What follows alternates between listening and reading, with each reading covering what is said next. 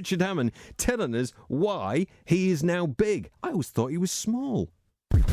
Let's talk about a fella who used to be small, but apparently now he's big. That is what I'm reading. Apparently now Richard Hammond is big, and he's recently been out with seamen. It's all happening in Richard Hammond's world, who joins us on the line now. Hello, mate. How are you? I'm all right, mate. How are you, mate? I'm marvellous. I was talking to Nell McAndrew in the last hour about running, and she's an inspiration. I was saying, you like a bit of a run, don't you? I do like a run, but it's not so good these days since I drove up a Swiss Alp in a car and smashed my left leg to bits, so it's all bolted together with bits of metal. Still works, but it sort of squeaks a bit. Yeah, you're still doing it. You do get up every morning, though, and love a run to clear your head, don't you?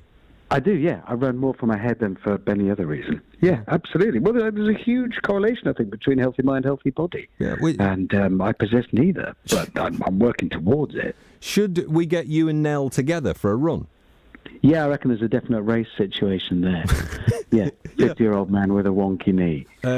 You know, she's aging gracefully, like we all are. Both Nell and I are nearly 30 now, so I'm not coming there. Really? Really? When did you become nearly 30? When did you decide to take that? It was just recent decision. It was recently, because I used to be 28, if you remember. Now, before we talk about the big show, literally... Yeah, you misunderstood the title of it. Have I? Why? It's about you growing up. It's not saying I am big.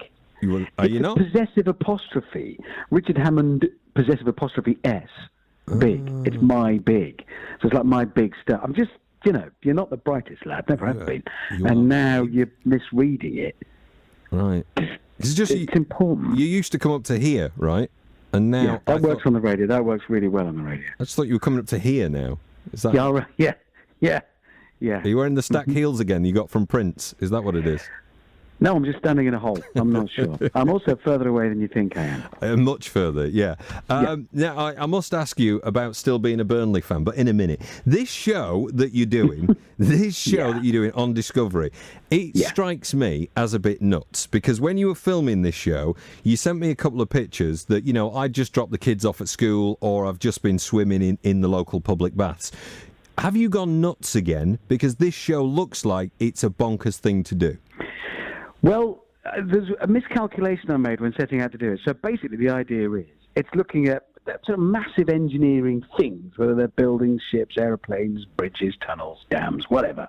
But the difference it makes when things become supersized, how that changes the engineering, and more to the point, how that changes life for people working with it. So if you're working on a ship, but it's a ship a quarter of a mile long and they had to extend Holland by 8 square miles to accommodate it in the port, what does that do to your life? So I thought that's really cool. It's interesting. It's about people as much as it's about stuff. But the one thing I forgot is quite often big means like tall and scary. I'm not brilliant with heights, so I had to abseil off the tallest building in the world. I went right on top of the tallest building in the world. Have you seen that Tom Cruise movie where he goes on the Burj Khalifa? Yeah. He and I are the only people on film and TV to have been up there. Yeah. It's for the shorter stars of screens large and small. That area. It's like a giant flower pot, but it's 862 meters up. Oh. I mean, that's higher than I fly in like a helicopter and stuff. It's nearly 3,000 feet. It's a long way up. Right. Now, I remember when you sent me the picture of this, and I thought you were joking, and I zoomed in thinking, now, that's just a Photoshop. What did it feel like at the top? Is it, like, proper windy? Well, yes, but I'll be honest, mate. The thing is, I'm not very good with heights, but that was so high, it was like being in a cartoon.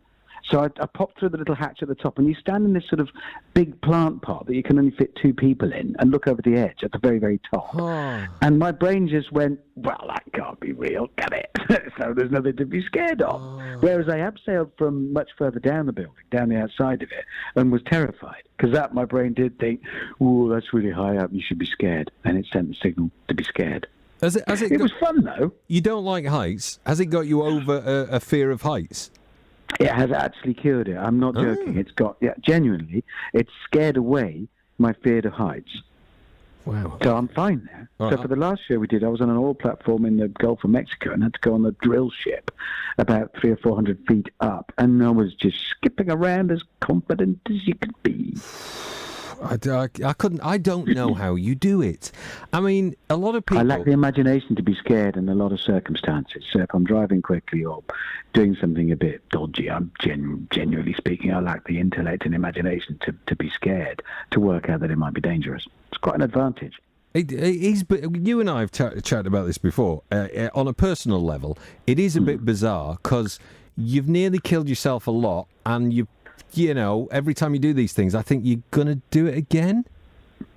Yeah, but we mitigate against the risks, and they are calculated risks. I'm not actually, you've known me many years, I'm not actually a gung-ho idiot. So what you like now, I left myself open to that tonight. But I'm not gung-ho. I've got a great life. I love, being with my wife and my daughters, and that's what I do my job for. And I'm not going to leave them without the untold benefits and pleasure of having me on the scene, because that would be terrible. You are a bit gung-ho. I mean, I'm not gung-ho. I remember... I dispute that. I'm not. Well, let me tell you why I say that. Carefully calculated risks, taken with great science. You know, we've come out of pubs before where you've been happy to, have a bit of a chip at someone, and I've had to say, "Whoa, fella, come back here," and things go wrong. You're making stuff up now. You're getting me into trouble. I'm not. No, I'm. It's small man syndrome. Oh. So if there's like a big tall building and I'm looking at it and thinking, what, you think I'm going to be scared of you? Oh, no. Although I am inside. Yeah. I'm not gung-ho. I'm really not. But it's a bit like when you're in the car at 220, whatever it was, miles an hour and it flipped over. No one in the million... 320, if you don't 320? Yes. All right. And you 500 kilometres an hour. You and I never thought that would end the way it ended. And that's that. I worry about you. It's very nice that you do. Yeah. Listen, I am careful. I'm getting more and more careful, mostly because I don't want to have to call Mindy. I had to call her from... they were strapping me to a spine board next to the air ambulance at the base of a Swiss mountain I'd just driven off, next to a blazing supercar. And I had to ring Mindy and say, "Darling, you're probably going to see this in social media pretty soon, so I thought I should warn you. I've had a bit of a bump. I've broken a leg and some ribs and things, but nothing that won't mend. Don't worry too much." Yeah. She was very patient. Yeah. Each time, can you ever top, this show that's on Discovery, Richard Hammond's Big, can you ever top that? Because when you've been to the top of the biggest and you've swung about on them, what do you do next? Well, you see, it's not the thing about the show is it's not the biggest necessarily. It's just a really big dam. What's the difference between a really big dam and a normal-sized dam? Or, the longest tunnel under the ground. We were 3 kilometres under the Alps. And you know those tunnel boring machines? You've seen them on the telly, the ones that they use them on the Channel Tunnel. Oh, yeah. So they chew through rock. We actually got to go on one of those while it was drilling. It was just the most chaotic and exciting place because we're 3 kilometres under the Alps, chewing through solid rock, going where nobody has ever been in all of time. And there's all bits of rock falling down onto you've only got mesh protecting you above your head, and a hard hat, obviously. And there's all bits of rock falling in and bits of water arriving. It was incredibly exciting. So there's always more exciting stuff to be done. And it's mostly about people. I mean, in the case of the tunnel, it was the Brenner Tunnel between Austria and Italy. It's all about the people working on it because that's a whole community of people that are working under our feet all the time. They all know each other all around the world, tunnelers. It's a whole community of people. And there's that whole world going on beneath us. And it's amazing to get an insight into it. So that's kind of what I wanted to do. I wanted to see all these different worlds that we don't normally get access to. Well, it's coming up tonight, 9 o'clock on Discovery. New location, mega structures. If you like all that stuff and you like seeing Richard, watch that. Because you're a bit of a show-off, you're juggling your 2 balls, aren't you? Sorry? Yeah, that's what you're doing. Because you've got Discovery tonight, and then over on Amazon, you've just had the Seaman thing. Yes, that is. Yes, the latest of the Grand Tour specials. Why did you... Why? What? Why did you want to get wet? Well, we took the decision that the shows that people love most of the Grand Tour are the big adventures, the big trips, the specials. So rather than do all of the others as well, it's like if you've got a box of chocolates, there's always one you like most. So we just done a box full of those. So we're doing 2 gigantic specials a year. And Amazon were happy to support us in doing that. So we're just doing big adventures.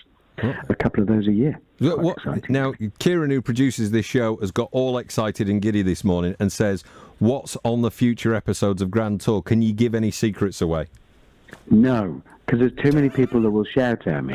There you go. There are. Sorry, Kieran. I mean, Amazon are great to work with because they stand back, they leave us to it, they don't interfere. But if I start giving stuff away, I think I'll find that they will interfere, and they'll do that by shouting at me, and I hate being shouted at. Is there anywhere you haven't been in the world that you think, oh, I'd love to go there? Because I'm like Lanzarote, still haven't been there. There's a lot of China I haven't. I mean, I've done a lot of China, but there is a lot of China. So there's places I'd like to go there. There's odd corners of South America, and although I've worked a lot in Africa and a lot of African countries, there are still corners of that I haven't visited. Yeah, the world's massive. You can spend the rest of your life travelling the United States. It's huge. Yeah, Filey's a good place as well. They have a Victorian weekend. Lovely. Can't miss that. And before you go, I should ask you if you're still a Burnley fan here on Love Sport across the UK. We once went to a football... Best day of my life, mate. Yeah? You and I once went to a football game, which was... Yeah. And you remember that day and the glorious defeat. Are you still a claret underneath? I never was. Oh. You just decided that I was. Just because I went to the match with you. Frankly, to keep you company. No, we did do one of the bigs that we've made is on the new Tottenham Stadium in Tottenham, the one that transfers. So it changes. I drove the pitch out, 10,000 tons of grass pitch. I drove it out into the car park, literally, and underneath it is an NFL pitch. But the whole place changes. 1 minute it is soccer, as they insist on calling it, and it was, that was a football match, and it was great.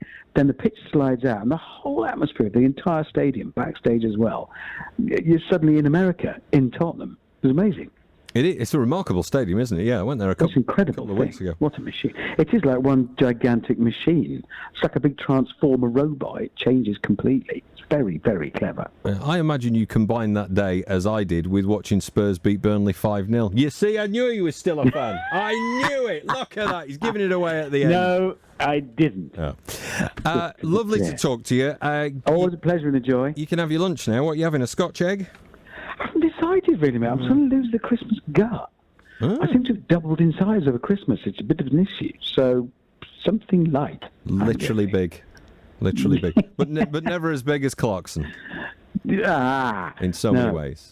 No. In the noise department. Richard Hammond, many thanks for joining us. His show is on Discovery tonight, 9 o'clock, if you want to watch all the new locations he's going to, all the mega structures. And frankly, it looks terrifying. Every single scene that I've seen him in makes you go, oh, duh. Everyday life, you just don't do these things, do you? Nuts.